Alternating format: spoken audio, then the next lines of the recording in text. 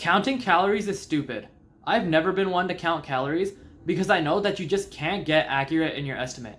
A lot of people think that they're able to be accurate, but in reality, they can be off by more than 20%, which renders the whole practice useless. And not only is counting calories stupid, you just don't need to do it anyways. There's no point in counting calories. The first problem with regards to counting calories starts with estimating the energy out portion, or trying to calculate or estimate the amount of calories you burn or expend in a day. Simply, you cannot do it. There is no meter on your body that tells you how many calories you burned in a given hour or a given day or anything like that.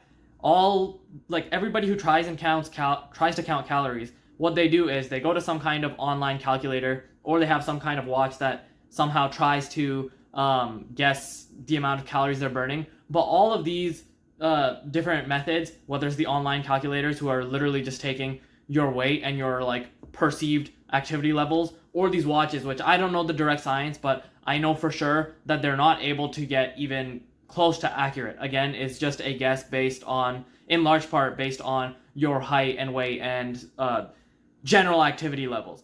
It's simply not accurate, and you have no idea of knowing how many calories you're expending in a day. So already your half of your equation is shrouded in a bunch of question marks. You have no idea what to aim for, because the calories out portion really decides how much, what you're going to aim to eat in a day. But if your target is starting off in an unknown manner, what's the point? There's really no point in counting calories. You're just basically shooting from the hip, or even shooting from the dark. You don't really know. So estimating the calories out portion of the equation could easily be off by a couple of hundreds, because it's just a guess. But if you thought that was bad, then we haven't even gotten to the calories in portion and the amount of error that can occur there. So that's what I'm going to get into now. Firstly, if you want to be able to try and track how many calories you're eating, the weight of your food needs to be measured perfectly. There's not, or at least very, very close to perfectly. And the vast majority of people are not getting close to perfect. So what do I mean by this? If you're taking, let's say you're making a peanut butter sandwich, right? If you're taking a tablespoon of peanut butter and on the side it says, a tablespoon of peanut butter is 90 calories or whatever they say these days on the nutrition facts, right? That's only for 1 tablespoon equals 15 grams, and you would have to measure that out perfectly. Most people are not doing that. They're taking a heaping spoon. Even if they don't think they are, because 15 grams, or an actual 1 tablespoon measurement, is actually a lot smaller than everybody thinks. And it's not just with peanut butter or spreads or whatever like that too. It goes with any kind of food. You're cooking rice. Okay, well, it's for 100 grams, and not 100 grams smushed in trying to fit in as many pieces of rice as possible. It's like a normal 100 grams. But again, most people aren't even trying to weigh or track that meticulously. And even if there are, there's still error in, you really have to be perfect. So from the weighing side, there's just so much error that could easily make you off in your estimate of your calories in by a significant margin. And then comes the problem of mixed dishes, or foods that I'll say have to be kind of averaged out. So if we start with the averaged out kind of foods, let's start with meat, for example, right? If you search up how many calories in, a chicken thigh or whatever, right? It'll tell you for a weight for the average chicken thigh. But how do you know that the chicken thigh you're eating doesn't have more or less fat on it compared to the average, whatever the benchmark is set by? You don't, right? And again, you might think I'm splitting hairs with that, but fat is the most calorically dense macronutrient, right? So a difference in the fat content, even a little bit of a difference, can make a big difference. And again, that's just for one piece of chicken or one meal. These kinds of errors accumulating throughout the entire day can add up. Similarly, with mixed dishes, let's say you make some kind of a curry or something, or maybe it's lasagna or something, right? There are a bunch of different components put in to make that dish. It's not just a homogeneous food, right? It's not just it's one banana or something. It's a conglomeration, I guess you would say, of multiple different foods. And again, the problem of averages comes in there, because you can say, okay, well, this lasagna I made or this curry I made on average is gonna have, let's say, 400 calories per serving. But again, when it comes down to it, right, when it comes down to specifically that day, that meal, how many calories did you eat?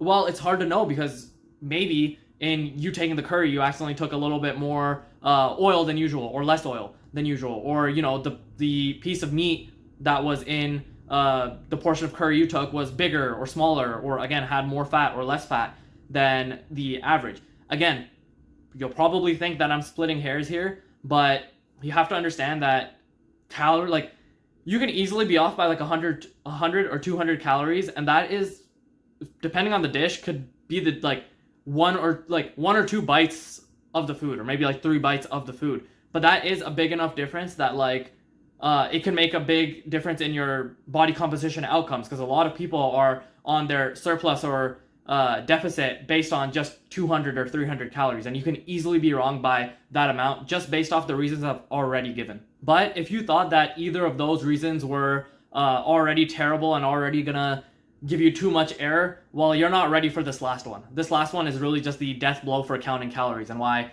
I say that it is a stupid, foolish endeavor to try and track your calories. And that is that even if you track everything perfectly and your averages are perfect, you have the most average piece of your chicken thigh or curry or whatever, right? Like, you have done everything properly on your end, you can still be off by up to 20%, because food labels are allowed by law in many places in the world, most places in the world, I think, to be off by 20%. So again, you can track everything meticulously, you can literally do it perfectly, but you can be off by 20% through no fault of your own. And 20% is significant. Like, let's say, you're the average man, you're probably trying to eat 2,500 calories, let's say, right? 20% could turn that into 20% below could turn that into 2,000 calories, or 20% above can turn that into 3,000 calories. And that's a 500 calorie difference either way. And 500 calories is like what most people are trying to aim for anyways, like 500 calories above maintenance to bulk and 500 calories below maintenance to cut. So again, do you see how just simply, literally through no fault of your own, just this reason alone can make counting calories be completely useless? And honestly, this is just the legal guideline of 20%, but it's not like there are such entity or something called like the calorie police who are going around and checking every food label to see how honest and truthful these food labels are. Nobody, as far as I'm aware, has the money to really waste on that kind of endeavor. It's just not important enough. So in reality, a lot of the foods you're eating could realistically be off by even more than 20%. Again, simply because there's not enough scrutiny on this sort of, I guess you would say, like, part of the industry. Nobody cares enough, which again, if I haven't said it enough times already, all these points accumulate to just show that counting calories is a stupid endeavor, and there's really no point of doing it, just simply for the fact that you cannot be accurate. And that really concludes this video. I hope that I've given a good enough explanation and opened up your eyes to the fact that counting calories is, again, just stupid. It doesn't work. You can't be accurate enough. And if I did that, and if you found this video informative or entertaining in any kind of way, please consider subscribing to the channel. And also, if you want to learn more about this topic and other similar topics relating to diet, training, recovery, visit the link in my description. There you can join my free Skool community. And on there, I also have a free course, which is called the Skinny to Jack Blueprint. And it really just, again, goes through the basics of diet, recovery, and training to help you build your dream physique. It's completely free. You don't have to pay me a single thing. So really, it's just a win-win. It's for your benefit. So yeah, really, that's it. Thanks for watching. Bye.